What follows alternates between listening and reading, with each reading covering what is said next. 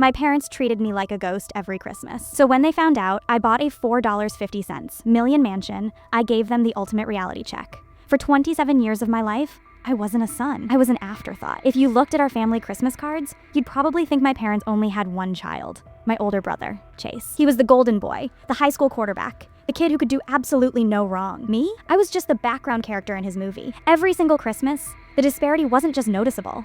It was downright humiliating. When Chase turned 16, he got a brand new Ford Mustang with a giant red bow on the hood. When I turned 16, I got a pat on the back and a $20 gift card to a local hardware store. When Chase graduated high school, my parents threw him a massive catered party and paid for a 2-week backpacking trip across Europe. When I graduated, they completely forgot the date, showed up 20 minutes late to the ceremony, and then asked me if I could drive myself home because they had a dinner reservation they couldn't miss. But Christmas was always the absolute worst. It was the annual reminder of my exact place in the family hierarchy. While Chase was unboxing the latest gaming consoles, designer watches, and literal envelopes stuffed with cash, I was opening 3 packs of white athletic socks and generic body wash. My mother's favorite excuse was always, well, Chase has a certain standard of living to maintain, and you've always been so low maintenance. Mark, I wasn't low maintenance. I was just broken into submission. I realized very early on that if I was ever going to have a life worth living, I had to build it entirely on my own. I couldn't rely on my parents for love, let alone financial support. So the day I turned 18, I packed my single duffel bag, took the $800 I had saved from working late shifts at a local grocery store, and moved 3 states away to Austin, Texas. For the next 8 years, I went completely dark. I didn't officially block them, but I stopped initiating contact. Unsurprisingly, they didn't reach out either. I heard from my mom maybe twice a year, a generic happy birthday text usually sent a day late, and a Merry Christmas text that felt like a mass broadcast to her entire contact list. Those 8 years were the hardest, most grueling years of my life. I worked 3 jobs to put myself through college. I slept on a stained mattress on the floor of an apartment I shared with 4 other guys who were just as broke as I was. I ate ramen noodles and frozen vegetables so often that the thought of them still makes my stomach churn today. But while I was grinding my bones to dust, I was also building something. I had a natural knack for software engineering and app development. In my junior year, I started a B2B tech company out of my tiny, cramped bedroom. By the time I graduated, that company was generating enough revenue for me to quit my part-time jobs. 3 years later, my software platform was acquired by a major Silicon Valley tech giant. The payout was astronomical, 8 figures. At 26 years old, I had more money in my checking account than my parents and my golden child brother would ever see in 10 lifetimes combined. But I didn't tell a soul. I knew exactly what would happen if I did. Instead, I quietly upgraded my life. I bought a few tailored suits, traded my 10-year-old beat-up Honda Civic for a sleek Audi RS7, and then I made my biggest purchase, a breathtaking $4.5 million modern mansion nestled in an ultra-exclusive gated community in the hills of Colorado. It was 6 bedrooms, 8 bathrooms, with an infinity pool overlooking the mountains, a state-of-the-art home theater, a wine cellar, and a 4-car garage. It was a literal architectural masterpiece. I spent my first Christmas in that house entirely alone, and it was the best holiday of my life. No condescending remarks. No watching Chase gloat over his presents. Just me, a glass of expensive bourbon, a crackling fire, and the quiet, overwhelming satisfaction of knowing I had won the game of life. I should have known my peace wouldn't last forever. The truth always has a way of coming out, especially in the digital age. It happened in early November of this year. The tech company that bought my software did a massive feature on their corporate blog about the acquisition, and they included a short bio about me, the founder. It mentioned my full name and my hometown. Somehow, one of my mother's nosy friends from her Sunday book club stumbled upon the article on LinkedIn. Not only did the article detail the multi-million-dollar buyout, but a quick public records search by this busybody revealed the deed to my new property. On November 12th, my phone rang. The caller ID flashed, "Mom." I stared at it for a full minute before answering. I knew exactly what this was about. "Mark! Oh my God! My sweet boy! How are you?" Her voice was sickly sweet, dripping with an artificial enthusiasm I hadn't heard a single time in my childhood. "I'm fine, Mom. What's up?" I kept my tone flat, totally neutral. Can't a mother just call to check in on her youngest son? It's been entirely too long. Your father and I were just talking about you this morning. We miss you so much. I almost laughed out loud. Right. Well, I'm doing well. Very busy. "Oh, I bet you are," she squealed, the facade slipping just a little bit. "Susan from the book club told me she saw a lovely article about your little computer business. You sold it? That's so nice. And she mentioned you moved out to Colorado?" There it was, the bait. "Yeah, I live in Colorado now." "Well, Mark, your father and I were thinking, it's been years since we've all been together for the holidays. Chase was just saying how much he misses his little brother. We've decided we want to come out and visit you for Christmas this year. We can stay at your new place. We want to see how our successful boy is living." The sheer audacity of it left me speechless for a moment. For 8 years, They hadn't even bothered to call me on Christmas Day. Now that they smelled money, they were willing to fly across the country and play the happy family. A dark, twisted idea began to form in my mind. For a brief second, I considered telling them no. I considered hanging up the phone, changing my number, and finally blocking them for good. But then I realized denying them access wouldn't give me the closure I needed. I wanted them to see it. I wanted them to walk into my massive home, see everything I had built without a single dime or word of encouragement from them, and then I wanted to watch their entitlement completely crumble. "Sure, Mom," I said, a slow, predatory smile spreading across my face. "Come on down for Christmas. I have plenty of room." They arrived on December 23rd. My parents, my brother Chase, and Chase's new fiancée, a girl named Brittany, who looked like she spent more time taking selfies than living in reality. I gave their names to the security guard at the front gate of my community, and 20 minutes later, their rented SUV pulled up my massive, sweeping driveway. I stood on the front porch, arms crossed, watching them step out of the car. The look on their faces was absolutely priceless. My mother's jaw literally dropped.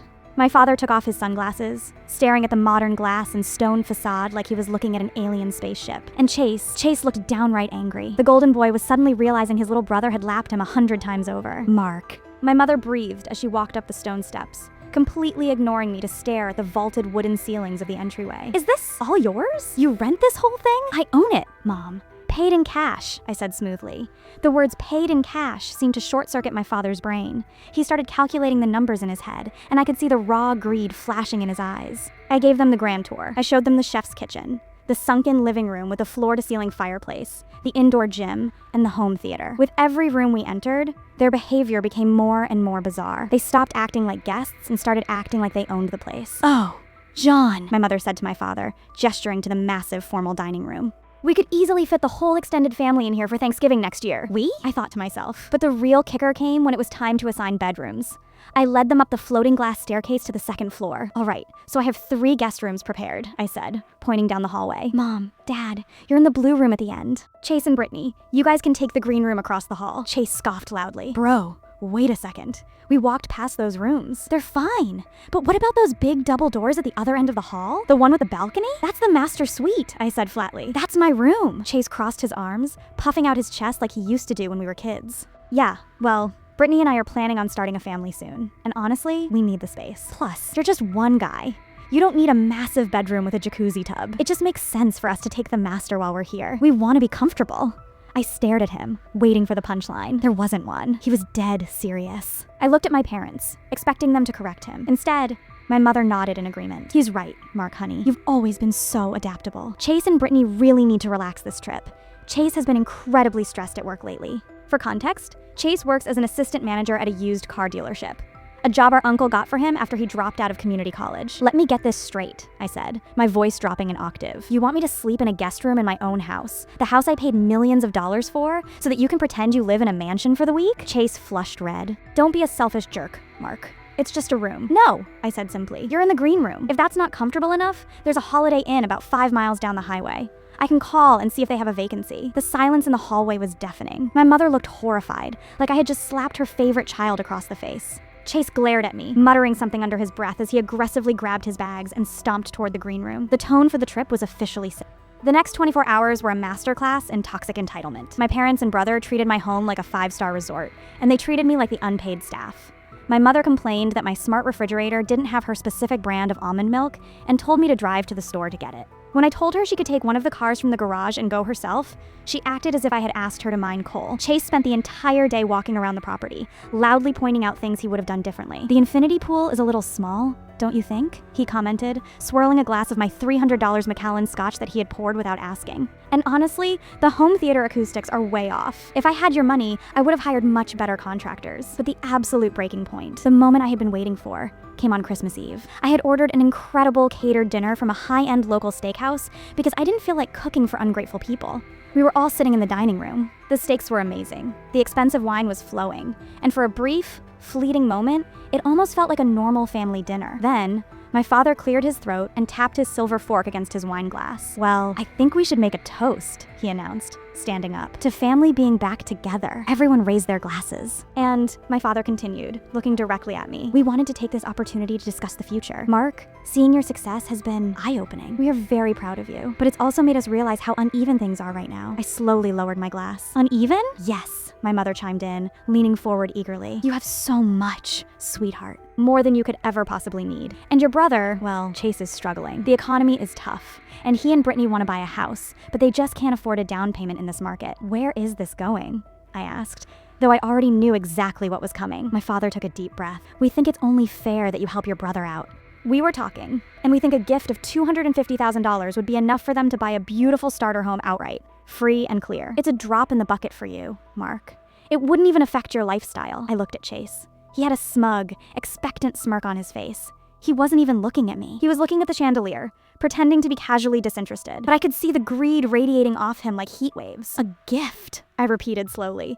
$250,000. Exactly! My mother smiled brilliantly, thinking she had just sealed the deal. And, well, since we're on the topic, your father and I are getting older. We still owe about $150,000 on our mortgage back home. It would take such a massive weight off our shoulders if you just cleared that out for us. It's what families do, Mark. They share their blessings. I sat back in my chair and looked at the three of them. The sheer, unadulterated delusion was almost breathtaking. They hadn't spoken to me in 8 years. They treated me like absolute garbage for the first 18 years of my life. And less than 48 hours into being in my home, they were demanding nearly $500,000 in handouts. A quiet chuckle escaped my lips, then another. Within seconds, I was laughing out loud. I couldn't help it. The situation was so incredibly absurd. Mark? What's so funny? My father asked, his brow furrowing in severe irritation. I wiped a tear from my eye and stood up, placing my hands flat on the mahogany dining table. What's funny, Dad, is that you actually think I'm going to give you a single cent. The smug smirk instantly vanished from Chase's face. My mother gasped, clutching her pearls. Literally. Mark, how can you be so greedy? She shrieked. You have millions. Your brother has nothing. We raised you. We gave you a roof over your head. You gave me a roof because it was legally required by the state, I shouted, my voice echoing off the vaulted ceilings.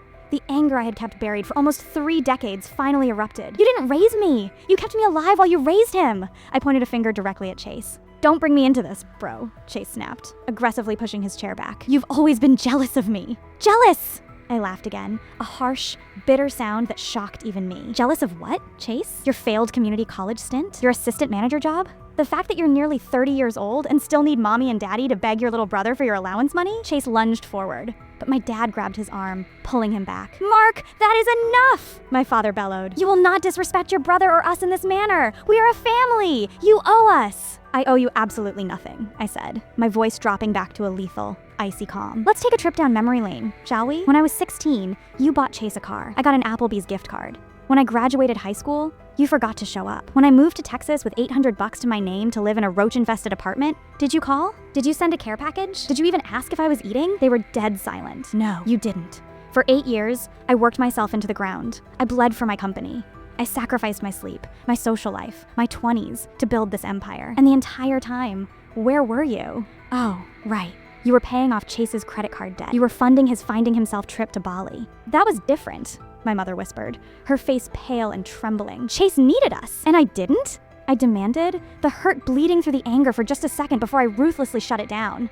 I needed a mother. I needed a father, but I didn't have them. I just had 2 roommates who lived in the same house as me. So no, Mom, no, Dad, I am not paying off your mortgage. And I am definitely not buying Chase a house, because family shares their blessings, right? Well, you didn't share your love, your time, or your support with me when I had absolutely nothing. So you don't get to share my money now that I have everything. You selfish prick. Chase spat, his face twisted in rage. You're seriously going to sit in this multi-million-dollar mansion and watch your family struggle? Watch you struggle? I smiled coldly. No, I'm not gonna watch you at all. I pulled my phone out of my pocket and unlocked it. I opened the app that controlled the smart home features and the community security gates. What are you doing? My father asked, a hint of genuine panic creeping into his voice now. I'm calling the front gate, I said without looking up from the screen. I'm having them send a security patrol car up to the driveway. You have exactly 30 minutes to pack your bags and get the hell out of my house. You can't be serious, my mother screamed, bursting into theatrical, uncontrollable tears. It's Christmas Eve. Where are we supposed to go? Remember that Holiday Inn I mentioned yesterday? I highly recommend it, I replied, turning my back on them and walking toward the kitchen. 30 minutes. After that, armed security escorts you off the premises for trespassing. The ensuing chaos was like beautiful music to my ears. I stood in the kitchen, slowly sipping my bourbon, listening to them scramble upstairs. My mother was wailing, sobbing loudly about how she had lost her baby boy. My father was cursing at the top of his lungs, calling me an ungrateful bastard. Chase was yelling at Brittany to hurry up and pack her excessive makeup bags. Exactly 28 minutes later, I walked out to the front porch. The neighborhood security vehicle was already idling in the driveway, its yellow lights flashing against the pristine white snow of the Colorado night. My family hauled their designer luggage down the front steps. They didn't look at me. The bravado was completely gone. The insane entitlement had been violently shattered. They were finally realizing that the power dynamic had permanently shifted. I held all the cards, and I had just folded on them. As Chase walked past me to the car, he stopped for a split second, glaring at me with pure, unfiltered venom. "You're going to die alone in this giant house, Mark. Money doesn't buy family." I looked him dead in the eye, not flinching. "You're right, Chase." But it bought me peace. And that's something you people have never given me. Have a safe drive. They loaded into their rented SUV. My mother rolled down the window, her mascara running down her face in dark streaks. "Mark, please, don't do this to us. Merry Christmas, Mom," I said softly. I turned around, walked inside my beautiful, massive home, and shut the heavy oak door behind me. I heard the deadbolt click into place with a satisfying thud. The silence that washed over the house wasn't lonely. It was liberating. For the first time in my entire life, I had stood up to my lifelong bullies. I had surgically removed the toxic rot that had been festering in my life since childhood. I walked over to the sound system, connected my phone, and blasted my favorite playlist. I poured myself another glass of scotch, walked out to the back patio, and looked out over the infinity pool at the snow-capped mountains in the distance. The air was freezing, but I had never felt warmer. The next day was Christmas. I didn't wake up to a cheap pair of socks. I didn't wake up to snide comments or being ignored so my brother could shine. I woke up in a king-sized bed in a multi-million-dollar mansion, entirely at peace. I spent the day watching movies in my theater, ordering an obscene amount of Chinese takeout, and enjoying the magnificent life I had built with my own two bare hands. A few days later, the predictable smear campaign started. My mother took to Facebook, writing long, tear-stained posts about how extreme wealth had corrupted her youngest son, how I had heartlessly thrown my loving family out into the freezing cold on Christmas Eve. My extended family blew up my phone with calls and texts, calling me an arrogant monster and demanding I apologize. I didn't argue. I didn't defend myself. I just changed my phone number, deleted my social media accounts, and went on with my life. Because the truth is, when you finally cut out the people who only value you for what you can do for them, you create infinite space for people who value you for exactly who you are. It's been almost a year since that Christmas. My business is booming. I'm dating an incredible woman who loves me for me, and I've built a chosen family of friends who actually support and uplift me. My parents? They're still paying off that mortgage. And Chase? I heard through the grapevine that he got fired from the used car dealership for showing up late too many times. And he and Brittany had to move back into his childhood bedroom at my parents' house. Karma is a funny thing. It takes its time, but it always delivers to the exact right address. And my address? It's paid in full.